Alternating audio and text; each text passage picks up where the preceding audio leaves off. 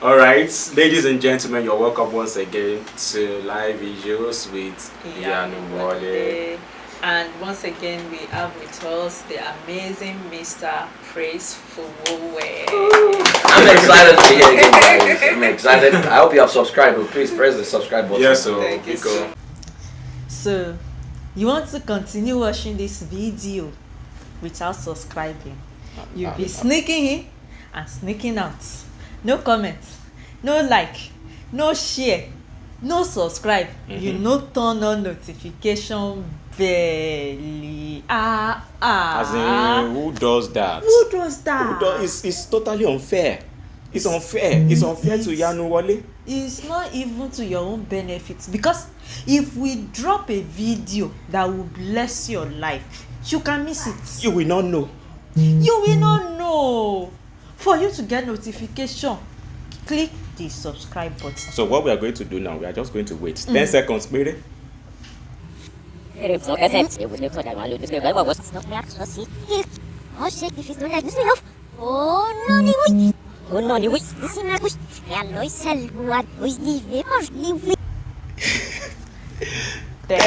you. For those who have subscribed, we want to celebrate. Let's clap for them. Thank you. Welcome on board.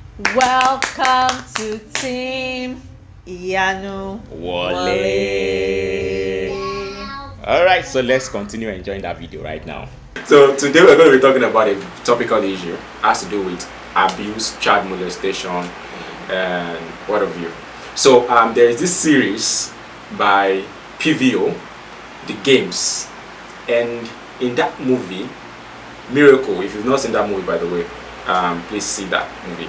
So Miracle was actually molested, abused by the family doctor, and right now Miracle is in the university, and the Miracle's definition for love right now is just sex, because that's the way he has been taught by that family doctor. And she has not been able to disclose to her parents till now, and I guess it's a very, very deep issue. People find it difficult to, maybe because of our environment, they don't talk about it. And I think also because of the way the victim is maybe shamed when they come out. So people tend to just keep quiet and not talk about it. So yeah, that is why we are here today. So you're welcome once again, sir. It's my pleasure. So I guess the first question is, how can we as parents actually avoid this? I mean, it's something you heard about, something that just happened about a particular Nigeria actor. Exactly. Had that similar issue. How can we as parents, avoid this? And most times these molesters are someone close. Yeah, they're family members. I always, because I was molested at 4, so I have this hands-on experience of how this works. I always say to parents that the strength of the predator is the ignorance of your child. The predator knows you're not going to take your child sexuality education. The predator knows how to come in. So for example, if you are mean to your child, the predator is the opposite of you. He offers love. So you beat your child, the predator is a family member. You say, don't beat the child, so it provides a refuge city, a succor, So you are shouting on your child, you are a very useless child. The predator is the one who says, don't worry, everything is going to be alright. Don't mind your parents, that is just upset. You are a very fantastic child. So with time, the child begins to feel, what can I give to retain this predator? And the predator knows. So when the predator begins to make a demand, to say, but uncle has been nice to you, so can I touch you here? Alright, the child will feel awkward, but because this is the person that has demonstrated love to the child begins to give in to those kind of things. So I always say to parents that there must be no other person who gives love to your child more than you. And number 2, you need to empower your child against the predator, because once you have empowered a child against the predator, it becomes very difficult for the predator to molest a child, because then your child now knows that what the definition of predator is, which is, we've defined the predator as anyone or any system that teaches you secrecy or gives you anything and tells you shouldn't tell your parents. Because predators don't just go straight and ask for sex. Predators first teach a child secrecy before they make demands on the child's sexuality. So once you have described who a predator is to a child and you put them at alert to say it can be family members, it can even be me, it can be whatever, then the child is able to report. And you tell the child the lies of the predator. The predator will say daddy will die, mommy will die. It's a lie. Even say you will die. Yeah, it's a lie. Nobody's going to die. Make sure you report. So basically empowering a child against the predator is actually the way to do it. Okay, I guess one of the problems we have is actually sexual education. Yes. Some parents find it difficult to discuss the topic of sex to their children. Yes. So how do we teach sexual education to children? At what age do you think we start teaching sexual education? Ideal for us to teach? Interestingly, I created the most complete sexual education kit many years ago in Nigeria. I was burdened by the problem, so I had to even get into it. I wrote an entire album full of sexuality education songs that parents can use to teach their children. It's still available. I mean, he has videos, he has audios, he has all kinds of things. Then later we created Child Power, which is week by week. That's audio. What to teach a child about sex. But for basic sexual education is what to teach about sex from 18 months to 18 years. Because 18 months. Yeah. So once a child can talk, you teach a child what we call My Body and High. 18 months to 3 years, you teach My Body and High. You use songs and games and stories. Because attention span of a child is very low at that age. So things like my body is my friend and is the house that I live. It has two different parts called private and public. I will do just everything to protect my body because I love my body and my body loves me. Then you go ahead and teach your child the difference between public parts and private part. I have my hair is my public part. I have my eyes, I use it to see. My nose, my legs, and my hands, mouth, and hair. They all make up my public part. Then my laps and lips are my private part. My breast and bum are my private part. Vagina for girls and the penis for boys. They all make up my private part. Then you teach what do you do to your private part? What do you do to your private part? Are we police and cover private part? It belongs to me. I must be secured. I will tell my daddy if you try to touch. What do you do to your private part? Are we police and cover private part? Right? So you teach me that. You say we can get all these songs again. It's available on my website. You can. We actually getting this. So it's an entire. So what to teach January to December of every year, from those ages is there, downloadables. Now, when you're done with that, you move to ages 4 to 6. At that age, you begin to teach a child the 4 golden rules of the body. Rule number 1: my body belongs to me and also belongs to God. Rule 2: I must report to my dad and mommy whatever happens to me. Rule 3: I have a right to say no to whatever I feel is wrong. Rule 4: anybody that says I should not talk wants to destroy my future. Bad movies, bad picture, bad song, bad friends. There's fire on the mountain, so run and run and run away. There's fire on the mountain. So you teach that at that age, because children never forget what you teach through songs and play. Exactly. Now, so at that age is when you now also begin to tell them who a predator is and the lies of the predator. Now, from age 7 to 9, you teach awareness and I.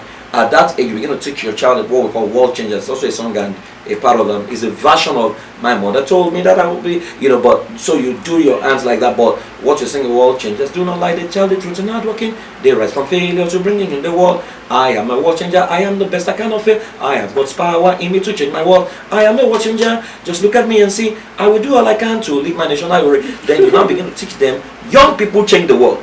So begin to inspire them to say, don't allow predator to touch you because so that you can change the world. Right? Then you teach them the lies of the predator. You teach them the predator is daddy will die, mommy will die, how to identify a predator, then all nice sounds, and how to identify them. Now, from ages at the preteen age, which is 9 to 12, you teach what we call life is good. At that age is when you now teach puberty. You teach self-esteem. You teach sex myths and lies. Because at that age where they have all kinds of myths, accumulation of sperm can cause backache. Say laziness and lack of exercise is what is responsible for that and all those kind of things. Right? So then if you progress into the teenage years, you now begin to take what we call undressing sex. That's where we define sex in a way that governs human behavior. We define semen, we define vagina, we define private part, we define public part, and all kinds of things. So once you have taught your child all these things, it becomes very easy for your child to spot the predator and to report the predator, because your child knows the damage that the predator can do. So it is the responsibility of parents to teach age-appropriate sexuality education. Right? Once you do it at those ages, I have lost count of testimonies from parents of how their children busted predators simply by teaching them age-appropriate sexuality education. So I always tell parents that, see, your job is to teach your child, right? Because predators are no longer, now we define predators, we define sexual abuse as that sexual abuse is when the vulnerability of a minor is taken advantage of by a major or by a fellow minor for sexual satisfaction, because now statistics shows us that more children now molest children. Wow, really? That's what data now shows. Wow. So more children now molest children. Where are you getting that from? Yeah, because so you have a child who was molested by an adult. The child comes to school, he's in the school bus, he's touching other children. Yeah. Like those ones are touching themselves. A child is saying pornography, and he's saying, I saw something called porn, and they go to their tabs and begin to search for porn. That's how these things spread. It's like, it's like a culture in a lot of schools, primary, secondary, right now is an epidemic. And it's because parents are very careless with many things. So what we can do, because you're not going to be around your child all the time, but you can empower your child against the predator. That's why you will know the truth will set you free. Once you teach your child the right thing, it becomes almost impossible for the predator to molest a child. Wow, I guess this is actually one of the things that my dad does as well. He has gone to so many schools to teach about sexual education, and it's just amazing what these children will say. Some of them will tell you that they've been involved in all of these sexual things right from very young age. I know schools where an entire class is masturbating. I know schools where an entire class, right, everybody's sucking everybody's breast. Jesus. In a school. Now I know a school where the children, because when they want to have sex with themselves, they go to physics lab, and the CCTV, they manipulate the CCTV, and by themselves conditioning that CCTV is saying, you can't sit down, so it doesn't even know going into physics lab, and by the time they are done, they manipulate it back to what the school wants it to be, and everybody's doing everybody, and nobody knows, and they have agreement with themselves that nobody should talk to their parents, so it's what we are dealing with, and we have not even started talking about for Karama, which is same sex in a lot of boarding houses. I guess most parents are not even aware that these children know more than they are not aware. During lockdown, I noticed a trend among teenagers. They were playing a game called Truth or Dare. So if you were awake around 1 a.m. to 3:30 a.m., you would just, and if you have some of them who talk to you, you just see a penis on their DP, or you can see some picture of vagina on their DP. But by 4 a.m., it has changed to Bible. So they are daring themselves. I began to ask what's going on. So they confided in me that that's when they play Truth or Dare. So a guy can dare you that I dare you to put your penis up. So you put his penis. So I said, why did he change the Bible? He said that's when their parents wake up to pray. So I began to ask, how do you give your child a mobile phone, and you don't have a rule that says drop your mobile phone this time to this time, pick it up tomorrow morning? So apparently these children don't sleep. Okay, so let's go back to the issue of abuse right now. So what can parents do? First, some parents are not even aware. What strategies can they deploy or employ to be sure that their children are not entangled with this issue? Some parents do not even aware, but they want to find out from their children. But I feel that they have to do that systematically. You can't even find out from your children if you have not been in your children's world, because they're not going to tell you. You see, children don't tell adults when they are sure, when they don't know your response to such issues. So children lie to their parents because they want to protect their parents from unnecessary anger. And so because if they can tell you what's happening in the school now, then you carry everybody and implicate everybody, and they begin to label your child as a snitch in the school. So they keep it from parents. So you first need to get into your child's world and show capacity to be able to accommodate what the child is about to say to you. And not many parents can do that. And that's why we always say, if you still have a younger child, the best way is start with sexuality education, right? Engage your child in a discussion. If you have lower children who are still younger, less than 5, you can begin to ask, what kind of play do you play at school? Do you have anybody who plays with you? What kind of play can we play this kind of play? Innocently they will show you. If they have been abused. or something like that. But if they have not been abused, you will also know. So it's a whole lot of, there's no one way, but there are, if a child is being sexually abused, there are ways to know. So if you have a child who was extroverted, suddenly become introverted, you want to check, say what's going on here. Or you have a child who begin to have nightmare, or you have a child who has passed the age of bedwetting, is still bedwetting again, you want to find out what is going on. Or you have a child who is rude to a particular adult in the family, right? And don't say, how can you be rude? Quick to say, right? You want to find out what's going on. Or you say to your child, come and go to your uncle's place, and he said, I don't want to go. You want to find out, there are so many clues a child will show you, but it's your responsibility as an intelligent adult to find out and say what's going on here. Oh, so the next question is this: for those people that have been abused, their parents are aware already. Okay, let's forget about parents right now. If you go to a particular school and you discover that these children are already abused, some of them will tell you that they cannot afford to tell their parents. Absolutely. So for you, how would you advise that, or would you want them to involve their parents? How do you think these issues can be balanced? How do you help them? It depends on the extent of the abuse. If the abuse is ongoing, then we might need to find a way to tell their parents. What I do in every school I go is I ask them to write their secret that they wish nobody gets to know, and they don't put their names. Right. So once I see what they are writing to me, we have a PTA meeting almost immediately with the parents. So it's generic now. You don't know what child is. Then what we do, because we just launched a new solution called Ready for Life curriculum. Okay. Ready for Life curriculum runs from primary through secondary. Every week. 13 weeks in the term, all through the session.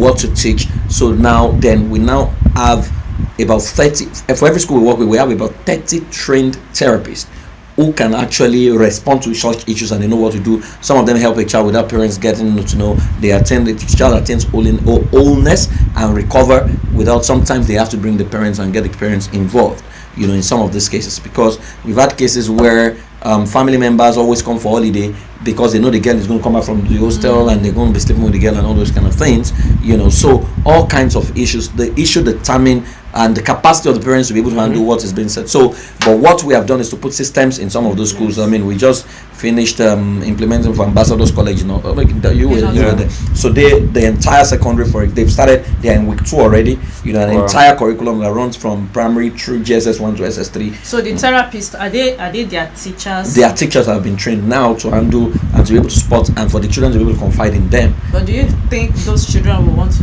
talk to? Well, we identify some of the teachers that they will talk to, because again, children won't talk to you if they know that you are judgmental. Exactly. Right. So we've identified a few of them that they can talk to, and now there's an assignment, one of the classes, where they're going to create Me Too boxes where you can drop anonymous situations into, and nobody knows. Yeah. Well, so for the parents right now, I guess they are the ones that are should I call it receiving end, because some of the parents, when they discover what is happening, they might actually go insane. Some can die actually. Yeah, that's the truth. So the question right now is, what can parents do when they find out what their children are actually doing? Because some people, it's going to just look like a shock. Imagine someone just discovering, a church woman, a church father, and all of that. So suddenly you just discover that this is what your children have been doing indoors. You first need to pause. That's the first thing you need to do. Don't take any position. Don't get into anger. Pause. Right? Because agitation never solves the problem, it escalates it. Right? So once you pause, you can now begin to say, okay, don't focus on what is happening, why and how.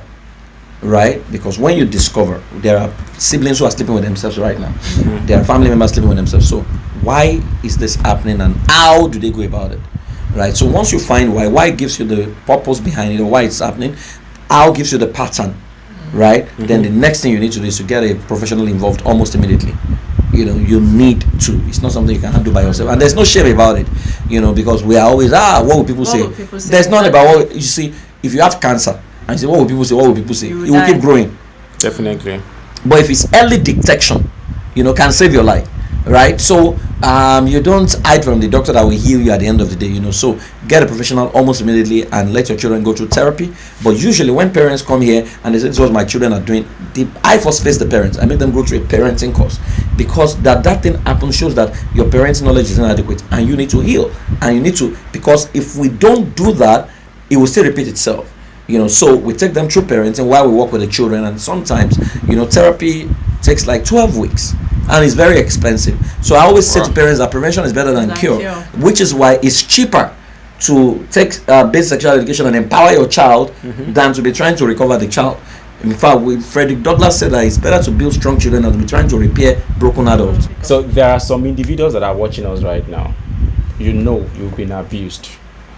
Probably it's even your parents. Maybe your dad is the one involved, or your mom is the one involved, or someone close to the family, or someone that is not even close to the family. You've been abused, but you've been trying to find a way out. What can you do?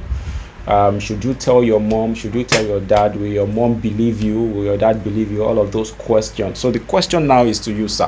For those people that have been affected, some people are really dying inside. Like some people are on the verge of committing suicide. Some are not even concentrating in school any longer. What can they do at this critical point? Well, if you're already depressed and you're bitter and you want to commit suicide, it's not worth your life, okay? So you don't have to kill yourself. Help is available. I think the first thing you need to do is to escalate almost immediately and find someone you can talk to. Unfortunately for many of you, you're on social media, so you can slide into our DMs and share your story, and then we can take it up from there. Or break it to your parents. Find the one that is stronger among them and let them know. Then they can take it up from there. But you deserve to heal, because killing yourself also is getting the predator to win eventually, which is the whole idea. The whole idea of abuse is to steal your future from you, and you don't want to give them that benefit when you can actually channel your pain and bring healing to other people. So I do not think you should end your life. I think you should reach out almost right away to someone that can help. And let me tell you, help is always available.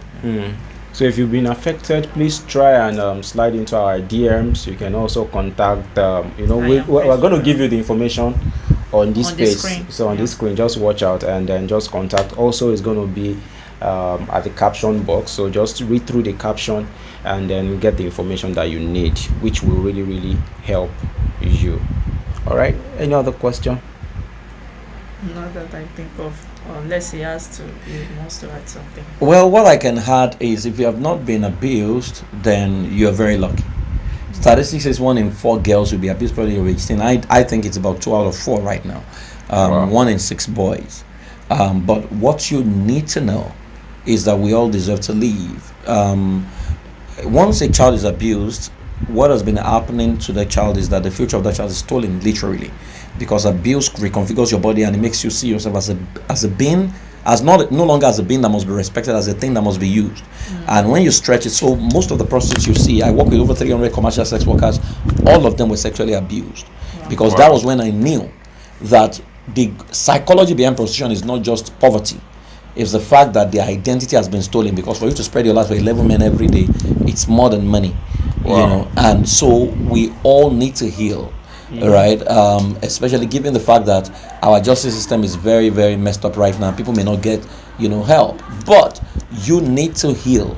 And please reach out in case you have been abused, or in case someone is attempting to abuse you, or the person is threatening you.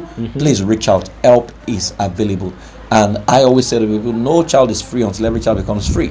So don't take responsibility for your child alone. Look for 10 other children around your community. Take responsibilities for them. Resources are available. You can teach sexuality education, and you can even volunteer to begin to host other children and begin to teach them, right? Each one has to teach one. Each one has to reach one. Together, we can create a sane world. Wow. Thank you very much, sir. We really, really appreciate this. Final question I want to ask: what will be your advice for schools? All right, a lot of schools do not actually teach this subject matter at all. They are only stuck with their mathematics, physics, biology, and so many things are happening. I mean, we've gone to a lot of schools, and you'll be shocked at the kind of things you'll be hearing from these students. And the teachers do not even have an idea or slight idea. What they do is they suspend these children. Right. Exactly. A child is already troubled. You are suspending the child. You expel the child to where? especially if you're a Christian school. What I think we need to begin to do, you can reach out. I mean, now we're implementing Ready for Life curriculum for schools. It's a curriculum that will govern child's behavior and literally transform future. We know exactly who those children are going to become if they go through that complete curriculum. Schools are now implementing it, so you can reach out to us. We can help you, and we can actually train your teachers as well on how to deploy, on how to also counsel, especially your school counselors, because the curriculum for many of the counseling courses in Nigeria is outdated, and these children are Gen Zs. They require a totally different engagement entirely. So you can reach out to us, and then we can help your school implement some of this curriculum. Yeah. Wow. Thank you very much. Thank you so much for watching this video this far. If you enjoyed it, just give it a thumbs up and share with others. Together we can make a sane world and raise a healthy generation.